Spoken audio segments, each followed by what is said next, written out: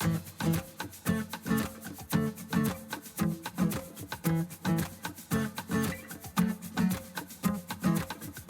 podcast is a quest for well-being, a quest for a meaningful life through the exploration of fundamental truth. Enlightening ideas, insights on physical, mental, and spiritual health.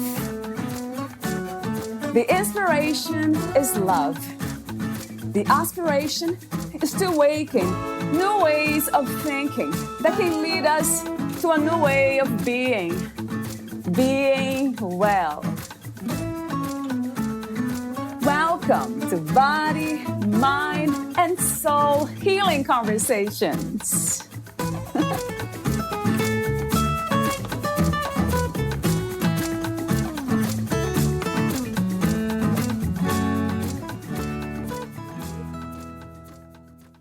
You can summarize shamanism up in the word relationships.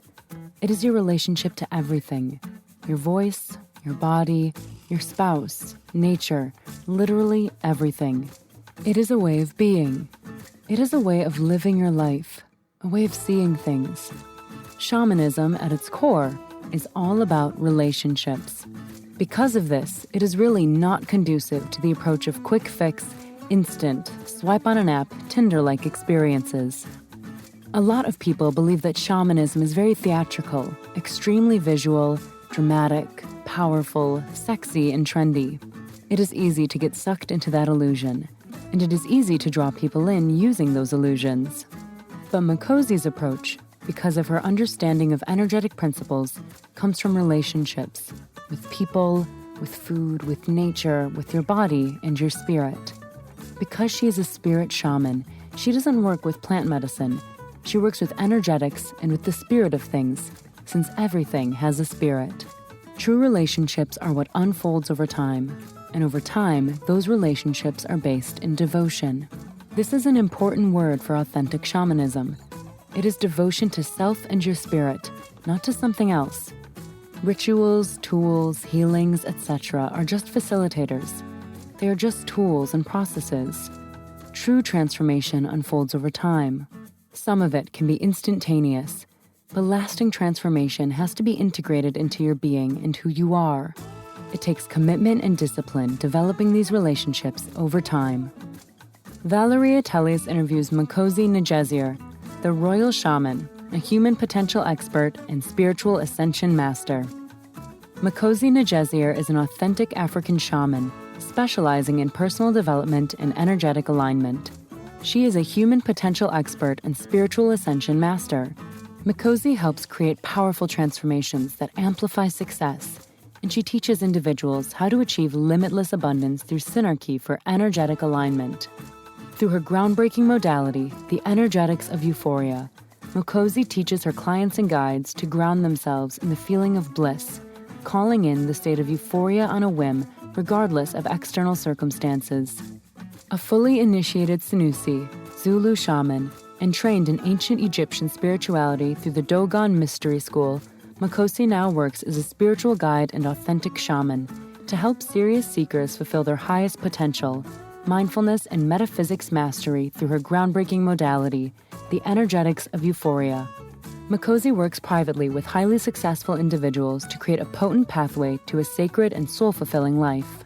She's been featured in Refinery 29, Entrepreneur, Pop Sugar, Business Insider, Authority, Nikki Swift, Thrive Global, and on KTLA 5. Meet Mikozi at theroyalshaman.com. Here is the interview with Mikozi Najezier.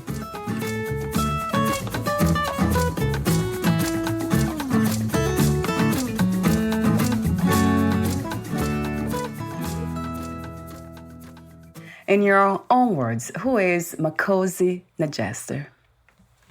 In my words, she is a shapeshifter, an oracle for conscious leaders, a spiritual teacher and advisor, as well as a very typical mom, wife, and friend. Before the interview, before we recorded, just a few seconds ago, you talked to me about the meaning of your name. So I would love to hear that again, Mikozi. Yes. Yeah, I think a lot of people don't necessarily understand the weight of a name, and it's so important. So Makhosi is actually a title that we're given, kind of similar after we graduate. It'd be similar to like receiving the title of doctor. So Makhosi actually means king or chief. And Najezier is also an initiatic name, which is specific to the energy that I carry. And it means the protector and advocate of the holy. Is that something that you chose to do for this lifetime within the form that you embody, or this is something that chose you? Yeah, this is absolutely something I could never have imagined for myself. I didn't choose this path. I really was called to it and just followed my own soul, my higher self, or my spirit squad, as I call them, step by step by step. And I still walk that path where I really don't know fully where I'm going, but I'm in trust of self and of the universe. When you speak of calling, so this has been a calling for you. And I have heard from other guests the same, a lot of shamans that I have interviewed, healers, even people who don't even use the title of shamans. They speak of this calling. So how do we learn to identify the calling, Mikozi? Yeah, I truly believe that everyone has a calling, and that our callings are specific to each of us, and that there is literally no one else on this planet that can answer your call, because it is a space that's meant just for you to fill. Only you and your unique gifts and experience and ways of being can actually fulfill that calling. So the way that we discover our calling, number one, is to get out of our mind, because our mind tries so hard to copy what it's seen before, but who you're here to be has never been before. So you have to rely on and lean on and surrender and submit to this deeper aspect of you that is pulling you towards the great unknown, or what I call the void. It's the void because you don't know what is on the other side. And when you can surrender and submit to the process of that without expectations, right? I never had the idea of like, I'm going to become a shaman. Like that was not a thought. Or I'm going to become a shaman, or I'm going to go down this spiritual path so that one day I can be doing interviews and helping conscious entrepreneurs and executives. And like, that was not a thing. Yeah. It's something that's unfolded naturally over time as I focused on my own self-mastery. That's another interesting idea. I think we talked for a moment before recording self-development. Self-mastery or personal mastery, I have heard that too. So would you say that the process of answering that call is more of unlearning, undoing, or adding? Absolutely. No, it's almost completely a deconditioning process. Yeah. When I look back at myself and I look at others who are really aligned and walking in their calling, most of us were being it when we were 3, 4, 5, 7. It's really like kind of after the age of 8, some of us earlier than that, but it's as we're being conditioned to kind of fit into our parents' expectations, our teachers' expectations, the world's expectations of us, that we begin to morph and mold ourselves in a way that takes us out of alignment from who we really are born to be and born as. We come equipped with certain activations in our DNA that express themselves in certain ways. So to me, it's completely a deconditioning process.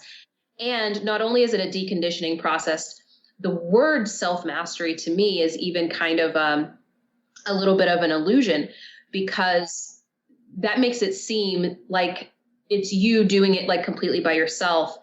But shamanism really shows us, and at least has taught me, that the core of it is really relationships. Everything is relational, right? And so self-mastery happens in relation to how we interact with other people, the experiences that we have and how we're reacting to those, and so on and so forth. Yeah, I did read on your website about relationships. That it's interesting that you talk about it now, because it is the introduction of this episode that shows that specific part of it.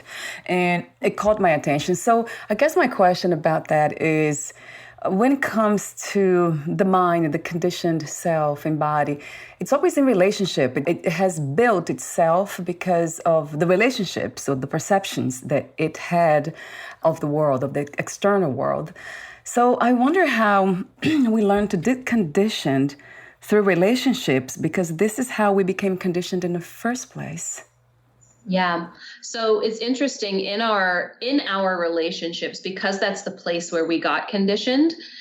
This is where we can, if we become conscious and we become more self-aware, that we begin to identify the places where we were conditioned in such a way that's no longer serving. So number one, conditioning by itself is not a problem. We're all being conditioned all the time. It's part of being human. It's not like a bad thing. It's when we get attached to a certain way of being, or how we think reality should be, or how others should be, or how our life should be, that then we bump up against. It's almost like these prison bars that we've created for ourselves. So true. And our higher self, our soul, bumps up against it and is like, oh no, there's actually something on the other side of this, that this is where we want to evolve. This is where we want to become more of ourselves and have more experience.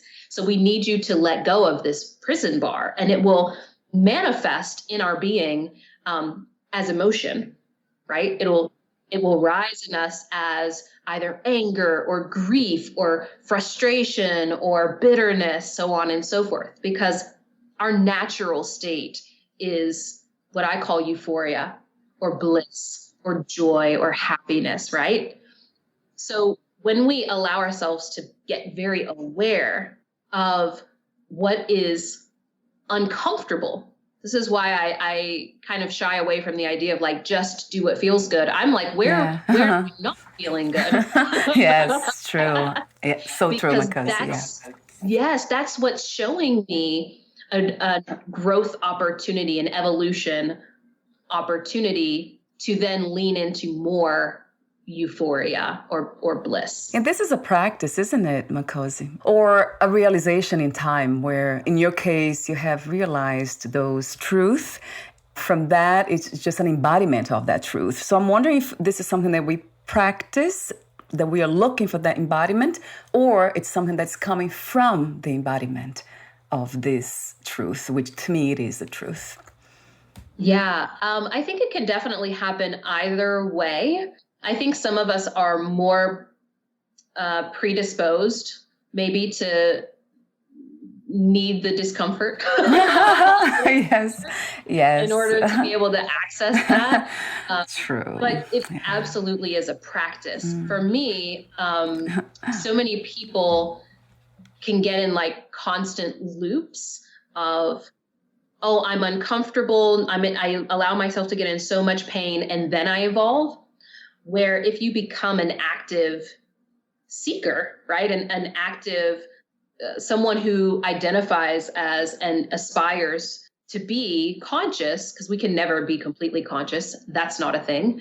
We then allow ourselves, we're actually open and accepting and honest and looking for those places we're hiding from ourselves. And when we allow ourselves to seek that way and we grow without being quote unquote forced by circumstance or reality, right? When we choose it, we choose to then become embodied, then life gets very interesting and quite magical, because now you're really stepping into your sovereignty. It's not just about, oh, In order to move through this stage, I'm being forced to change. Right. No, I'm choosing. When you speak of choosing, and I wonder who is choosing. Is that the conditioned self, Makhosi? Is it the conditioned self? When I look at like the evolution of a soul, I'm going to say that most likely it's a both and situation where the soul desires in this incarnation to understand itself more. That there's some of us who really are not here to be conscious this time around. That we are really here to experience our animal nature, to experience what it's like to be the victim to patterns, so on and so forth. And that's like part of that soul's journey. And then as we continue to evolve, then there are some of us who our spark at this time decides that it wants to experience what it would be like to be more conscious in a human form. And so it can choose certain experiences that present the opportunity for that. And this is what most people would refer to, right, as like their awakening event, right? The thing that happened that kind of opened the door to realization for them. So for me, destiny is both predetermined and also chosen at the same time. Wow. So you speak of the soul as it's almost as an entity separate from the conditioned self and consciousness. Is that what it is? Because it seems like we are multiplicity, aren't we? Yes. So many voices and so many interesting ways of experiencing this coming from different entities, it seems to me. So when you speak of the soul, that's not the same as consciousness. I thought it was, actually. It's not the same. Yeah. No, to me, there are delineations. And it's even why I talk about having a spirit squad, which is kind of even separate than your consciousness and is also separate from your soul. So to me, your consciousness is the part of you that is behind you, right? It's the aspect of you that is hearing your thoughts, right? Or seeing behind what you see. And the soul itself, in my perspective, is this divine spark that has descended down. Now, in some ways, we could say this is connected to consciousness, and in other ways, we could say that it's something quite different because it's so deep that it's very difficult for us to access and understand. And then we also have what I call your spirit squad, which actually would include those two aspects, as well as your ancestors, your guides, if your elements, your all of the energies that are influencing and shaping who you are in this life. When it comes to purpose, if life had one purpose only, this human experience, what would that be from your perspective? To know thyself. Yeah. So in my perspective, this entire experiment, which is how I view this as being like a great experiment of consciousness, essentially, where it, us, we, all of the things that will be, where we entered into this great experiment where we wanted to know the capacity of who we are, what we are. And so through the process of experiencing what we are not, in all the different ways, we come to know thyself. And so to me, this human experience, this human experiment, this human school is all about experience. It's not really about knowledge as in like getting information, but gaining data and information through a variety of experience. And so to me, there's nothing more important than being fully human while you're human. Yeah. And allowing yourself to have as much experience as possible while you're here. Yes. Yes, a billion times to that truth. Yeah, we are here to experience this humanness of what we are. Wow, I love that. I love to be reminded of that, actually, because we tend to forget, don't we? And then, right, Yeah, we especially in forget. spiritual spaces. Yeah. In spiritual spaces, we can tend to really over glorify and kind of skip over and like bypass, especially those who, because I'm sure that some who are listening have never felt like they fit in, and we feel like we don't belong here, like we're from another planet, and so Tell me about it. Yes. yeah, we want to like escape so much Yeah. that we try to use spirituality, try to use Yes. our understanding of energetics to kind of leave this human experience and quote unquote become divine. And while that we want to hold the aspiration of evolving toward our divine self, we do that through being human. So we have to first allow ourselves to be human. There's very few people on this planet right now who are actually allowing themselves to be human, and that is causing all of this mayhem. Yeah. And then I wonder if there was a moment in time or in history where humans were natural. They just were so inviting, open to feelings and the humanness. Do you have a reference for that, Mikozi, of a civilization in history that they were so open to life? Yeah, I mean, there's so many examples, and sometimes I think people might perceive that the ancient way is better, and I'm of a mind, or I'm of a perspective, really, that to me it's about what works. Like, does it make sense to be out of our bodies and so analytical and logical, so on and so forth, and suppressing this other aspect? No. One example that I see, the ancient Egyptians specifically, they even deified concepts, right? Concepts. So one of my other names, so I'm actually Makhosi Hefisa Najezier. So Hefisa, it means the god Sa, or the god Sia watches over. And the god Sa is the concept of knowing, the concept of intention before the word is spoken, right? And so they were so aware of these much more subtle aspects that make us up, that they even were deifying concepts that were not just aspects of nature.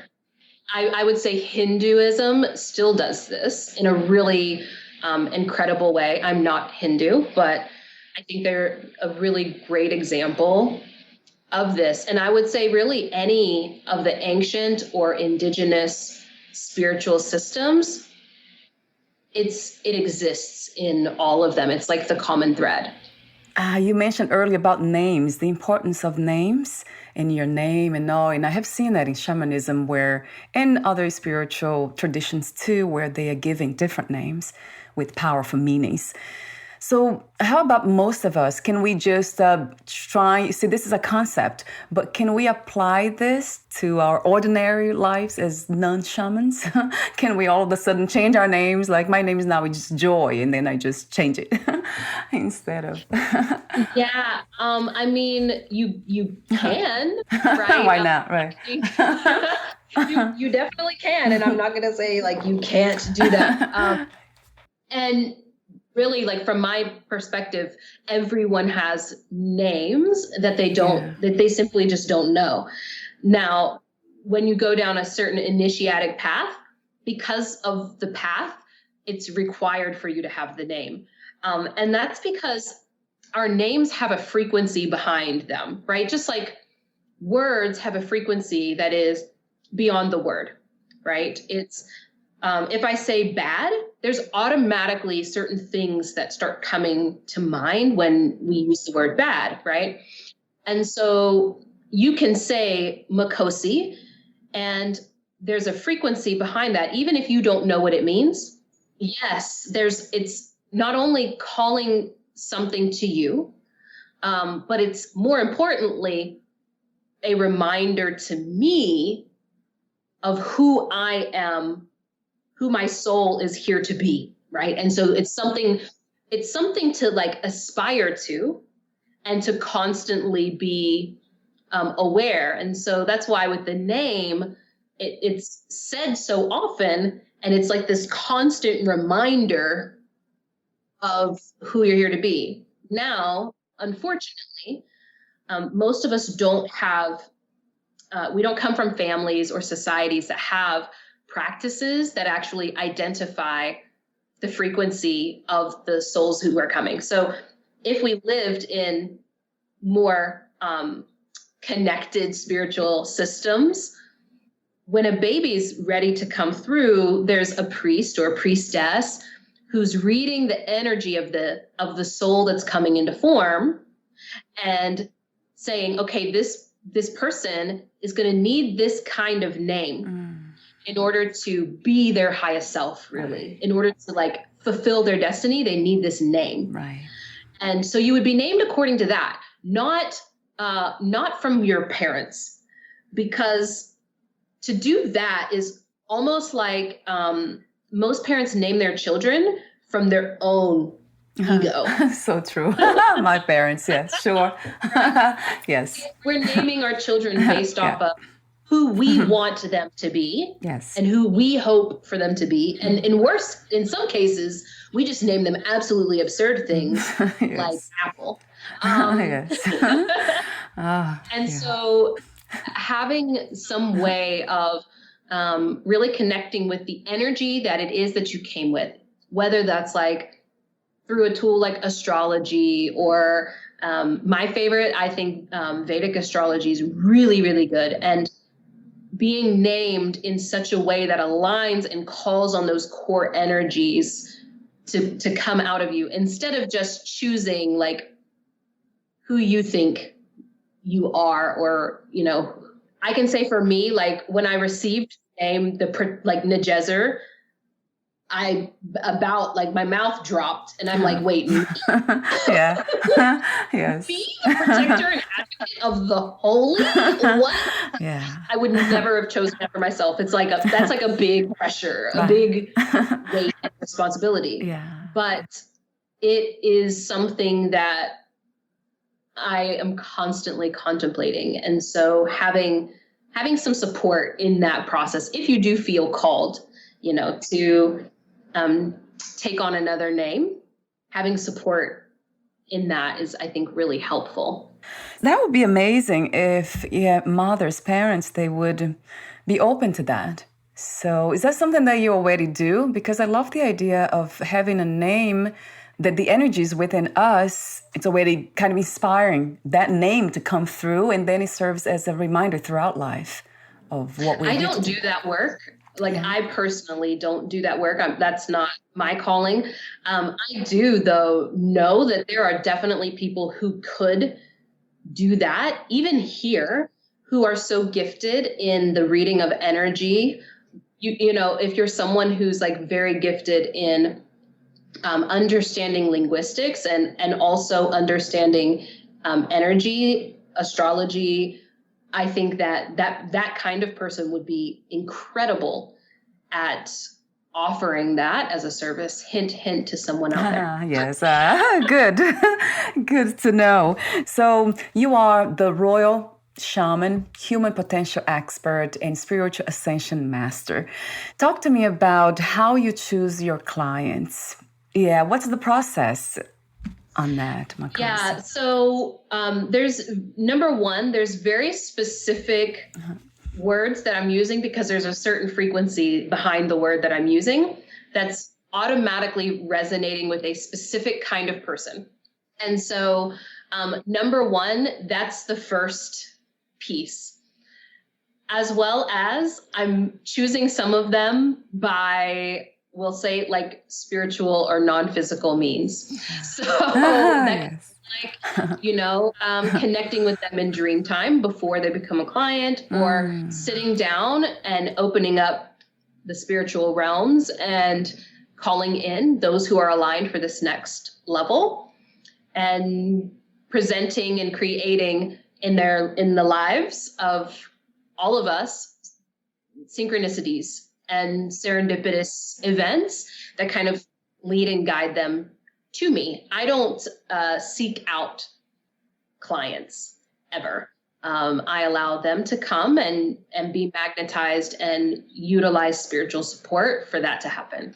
Now, when I'm looking at if someone's ready, right? So there's on the soul level, those who are called to come. Then there's those who are actually ready for the kind of work that it takes. Whenever I work with people, especially in a close capacity, I require a lot. I require a certain level of intimacy. I need to know them on a certain level. And that doesn't happen. I don't allow in my spaces people who have like this get rich quick or hit it and quit it type of magic pill desire of, oh, I just want to come and spend 30 days, take and leave. So I'm always looking for, and my team is asking questions around whether this is someone who, number one, takes full responsibility for their life. Because if they don't, then they're going to enter into this space. Now they've opened up the portal for evolution. Things start happening in their life and they're like blaming me for it. And that's not how any of this works. We're all sovereign beings. So I'm looking for the level of personal responsibility. I'm also looking for whether the person is ready to live in authenticity. I would say like 95% or 98% of people are living double or triple lives. Yeah, so true. Yes. And yes. I'm looking for, because I only work with a small number of people closely, I'm looking for potential ripple of impact, or what ROI, ripple of impact. People who are going to take the knowledge that I share with them, embody it, literally embody that, and then allow that to affect their business, their clients, their audiences, so on and so forth. So it almost becomes this kind of little seed that's planted that then goes and can feed many, right? This one person is a seed that can feed so many. But that can't happen if they are attached to staying in the closet, staying in the spiritual closet, right? Or not allowing themselves to be seen for who they really are. Yeah. That's beautiful, though. I love the part where you help somebody to become this messenger, the messenger and the message of love, of the truth, really, of what life is all about. I love that, Mikozi. What a beautiful mission to have, calling to have. Thank you for being open to life. That's what it is. That's so beautiful. What else can I say? I also love on your website when you talk about things like the fearless unknown of life beyond accomplishments. The idea is not, as you said, it's not to get rich or to be successful in every way. It seems like you work with people who already have had the experiences in those realms. So now they're looking for something that is beyond all that. And so I also wonder, like from your perspective, because you are already embodying that, what is like to live in that space, self-actualization, self-transcendence. I know you are also the messenger and the message, but for some of us who are trying to understand this more, even at an intellectual level, what does it feel like to be you or to be there? Yeah. I first want to make it very, very clear that, number one, it doesn't have a requirement. A lot of people think because I say it in a certain way, it means in order to be able to access this, that you have to have a certain level of success. It's simply a pattern that I've noticed that many people do not begin to open up or have these realizations, and also don't have the same level of value for what it means to be authentic, like true authenticity. Because really, enlightenment is about authenticity. That's really it.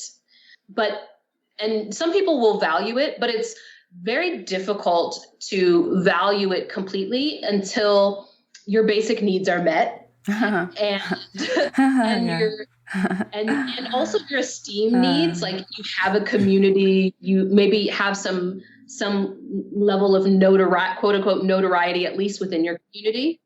There are some souls, though, that have come who get it without needing to have that experience. So I don't want to limit it, but for marketing purposes, I have to talk to some the ones that it makes the most sense to, and the ones who will value it the most, and will also kind of serve as like this beautiful Trojan horse of consciousness for humanity. It sounds so diabolical, but it's really just a beautiful intention behind it. I know. But what is it like to live? I have a client, he's absolutely incredible. He's this wonderful storyteller, and he's also an expert in gamification. He's in the tech space, and he's been kind of like chronicling his experience since he's entered in my container. He's like 5 months in. And recently he's been having these amazing breakthroughs where things are happening. It's a seemingly magical way of living where you are drawing in things for yourself that you didn't even think were possible. So that's why I talk about it being life beyond accomplishment, because in order to accomplish something, you have to be able to think about it, right? You have to be able to imagine it. And so you set the goal from your mind of what you believe is possible. What I'm in the game of, and what I am a master in, is the stuff that you can't even imagine that you desire, but your soul desires it and it comes. And so because of that, things begin to happen in this flow, in this kind of it seems magical, but it really is not. It's very practical. It's very embodied, right? If you are, for example, I consider myself a speaker. And so because I see myself as the identity of speaker, I make certain decisions. I decide to prioritize interviews like this, right? And so then because of that, people will see me and hear me, and there's an energy behind that is in alignment there. And that will speak to those people more than my mouth can say, I'm a speaker, right? And so when we come from this place of embodied identity, when we're in alignment with the identity of who our soul's here to be, we naturally magnetize what it is that we desire. This is, I think, the greatest misuse of the law of attraction. Most people, and I will say mainly because the law of attraction was kind of mainly presented from the masculine point of view. And so, of course, from the masculine point of view, it's going to be like, we're going to do this so that we can get this. We're going to do this to get the $1 million business or the flashy car or whatever. And that's how most people approach law of attraction. But really, the best use of it is when you detach from the getting. And now you open yourself up to receive whatever it is that your soul wants for you to receive. Quote unquote good or quote unquote bad. It's your soul, there's neither of those. We see it all as experience. So when we open to that, that's when now there's space for the magic and the magnetism to happen. The energetics of euphoria. Yeah, I love some of the ideas behind that. I read on your website. You actually offer some of the steps too. And you talk about emotions a lot. So with this, we'll end the part where I ask you questions about what you do, Makhosi, and then I'll ask you my final questions. So talk to me for a moment about the energetics of euphoria and its relationship to emotions. Yeah. So first, little foundation piece. Most of us, when we use the word euphoria, we automatically go to the idea of ecstasy, right? Or we take it to an extreme. Even now, if you do Google it or open up a dictionary, it will say something around extreme pleasure, right? Extreme happiness. But the original meaning, which is the frequency that's seated in the word, is well-being. And so to me, when I see well-being, because I have a science and math background, I'm very numbers and pattern oriented. If I would look at it on a scale of 1 to 10, to me, well-being is like somewhere in that 7 or 8 realm. It's not just neutral, it's like positive neutral, right? But it's not an extreme positive, because to any nature-based spiritual system, either extreme is death, either extreme is destruction. You drink too much water, you drown, right? You don't have enough water, you die of dehydration. So either extreme is death.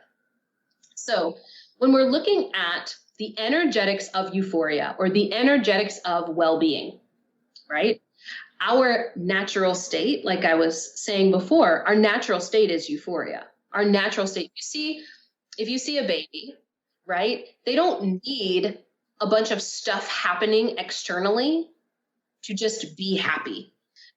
That's their natural way of being.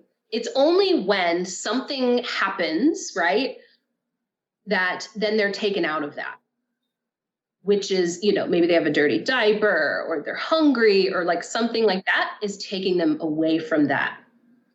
So that feeling that they're feeling in their body, right? The indicator light is the emotion, right? It's the emotion that's giving indication to, hey, ding, ding, ding, we're out of alignment here, right? And so by being aware of what emotions are coming up without being reactive, most of us get either reactive or stuck in emotions. We don't move them, but they're supposed to be energy in motion. And they're energy in motion because there's something there for us to release, let go of, decondition away from, detach from. That when we do that, allows us to be in more euphoria. And so I have kind of sat and observed, really there's 4 stages of ascension or four stages of growth. The first stage is that victim stage where your happiness is completely dependent on your external circumstances. And so you feel completely disempowered. And then you awaken, something happens, right? Or you have this moment of realization and you start awakening. And this is where you become aware that I'm the creator of my own life, actually. And so I just want to create what feels good. And this is kind of like the premise of New Age spirituality, where it's follow what feels good, which at this stage, the second stage, it works. It works well because now I don't have to be uncomfortable. I can just follow what feels good.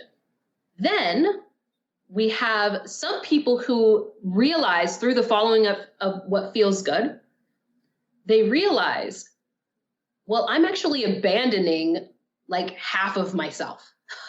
I'm actually suppressing or rejecting the 50% of me that doesn't feel good. Yeah. Right? This is a very small number of people who then are like, actually, I want to lean into what doesn't feel good, right? Because I want to accept these aspects about me that don't look pretty and don't look good. And, I tell my son, I'm not a good person. None of us are. None of us are good people at all. And none of us are bad. We are both. All of us are both. And so I really mainly deal with people who are like, either they're aware and they're like following what feels good, but they also recognize the value in, okay, I actually want to explore what doesn't feel good. And when you're open to that, that's the only way that you can then move into the fourth, which is called enlightenment, or really the next stage of where spirituality is going, which is authenticity.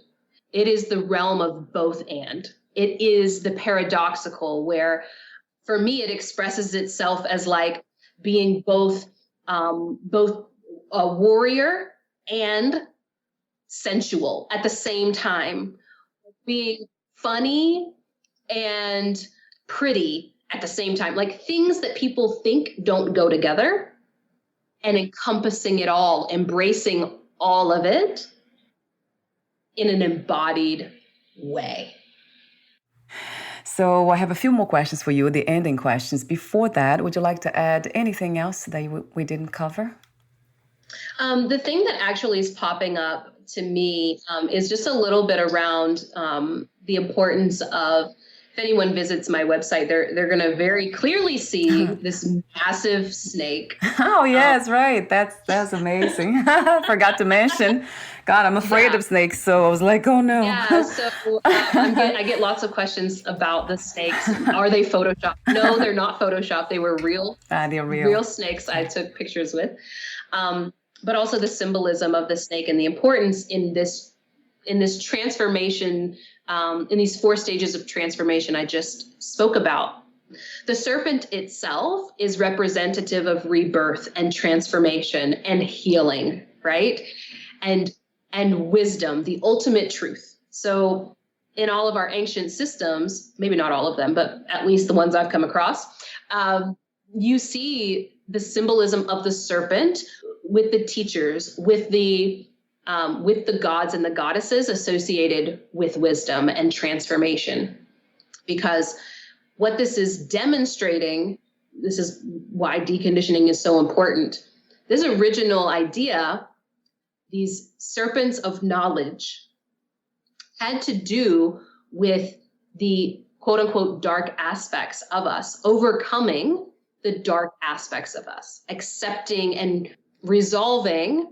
It also has to do with the subconscious, right? The unseen realms, what is taboo, so on and so forth, and shining light on those, where now most of us have a fear of them because there's, number one, this innate knowing that, okay, in order to be reborn, I have to die.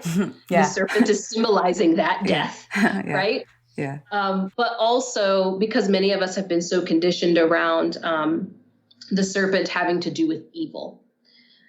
And it doesn't. The original meaning, the original frequency that is there has to do with the highest truth and with ultimate transformation and spiritual transcendence. And so I just felt called to share that. Yeah, I'm glad you did, because it caught my attention. And because, I mean, I love animals, but this is one kind of animal that I would not touch it. So is that connected, Makhosi, somehow, that I am I would not touch a snake. Maybe I could, but I don't know. I felt a little like, wow, how does she do that? That's incredible.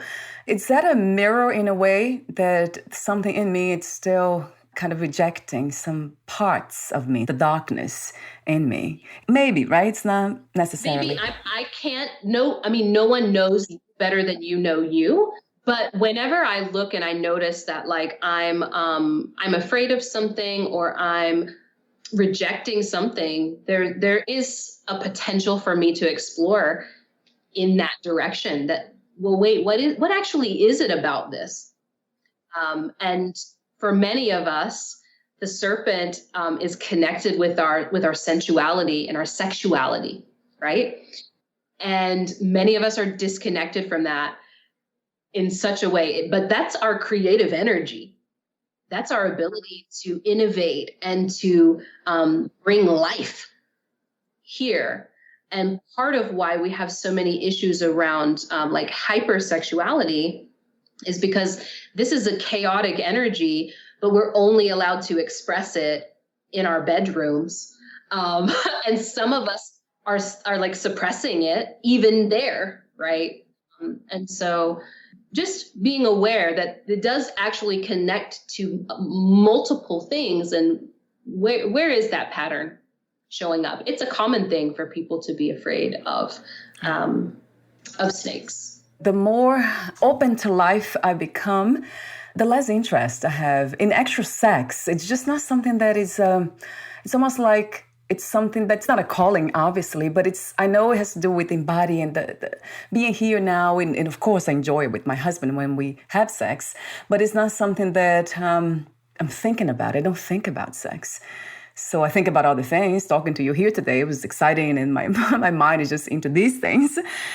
Oh, I think we could literally have an entire episode about that. So I won't go so far into that, but I think there's a lot for all of us to like really explore. I think I do see as we become open to life, open to creative energy, that we don't become as hyper focused on sex, right? And so sex is just one avenue that we get to experience our creative energy, that one avenue we get to experience pleasure. But like for me, wearing my favorite red lipstick can feel as good as sex. Yeah. Or eating a delicious mango can be as good as sex for me. True. And so it's allowing myself to like, without shame or apology, eat my dessert and moan in pleasure in a restaurant if need be, by allowing myself to just be open to my innate access to that energy. Yes, yeah. So it goes back to being open, right, to everything the way it is, how it is right now, being present to what is present. I heard that before, and I absolutely loved this idea of just being present. So my last question to you is, what are 3 things you wish everyone to experience before they lose the body, before they die? The first that comes to mind is I wish for everyone to experience the euphoria in dissonance. In spiritual spaces, we really seek what is resonant, and the growth happens in what's dissonant. And allowing ourselves like to feel the euphoria in that dissonance that's happening, instead of like just suffering through it, right? That's one. For the second one, I would say being open to allowing life to be play. For me, I'm playing like all day, every day. Humor is a part of most moments with me, and we don't laugh enough. We don't tease and joke and just like gleefully play. It brings me back. I was in Egypt just a few weeks ago with some of my conscious entrepreneur friends, and I was wearing this belly dance dress on the cruise. It was Egyptian night, and me and a few of my friends, we were up on the deck, and then we were coming down, and my dress was jingling, and we started singing Christmas songs, and I was beating the jingle bells, and we just had such a good time being just like 5. Oh, I love that. 5 years old. And then the other, I wish for everyone to experience pure devotion. So a lot of people talk about the importance of commitment. But to me, whenever I think of commitment, it's like this, I should do this, or I shouldn't I shouldn't do this because I'm committed. It almost becomes like another prison we create for ourselves. But devotion is when we are taking actions from a space of love, right? So I'm not cooking dinner for my husband because I have to. I'm cooking dinner for my husband from a place of devotion to our relationship, from a place of love, and approaching yourself that way, like a devotion to self, a devotion to your own pleasure, your own joy, your own evolution. It benefits everyone. So true. Everyone wins when you do that. Yeah. Yeah. I love that, coming from a place of love. I love your wisdom. It sounds very natural. Yeah, it's elevated and it's fun. You're a lot of fun, Makhosi. Listening to you, it's a lot of fun. Thank you so much again for being who you are, what you are, doing what you do. Thank you. And before we say goodbye, where can we find more information about you, your services, products, and future projects? Yeah, the best places to find me these days is either my website, which is theroyalshaman.com, or on Instagram at theroyalshaman. Wonderful. I'll have your website on the podcast profile too. Thank you so much again, and we'll talk soon. Bye for now, Mikozi.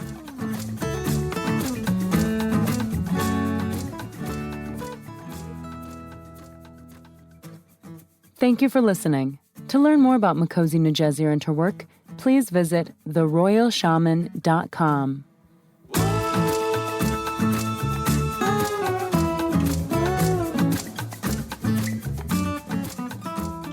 To learn more about this podcast, please visit fitforjoy.org/podcast.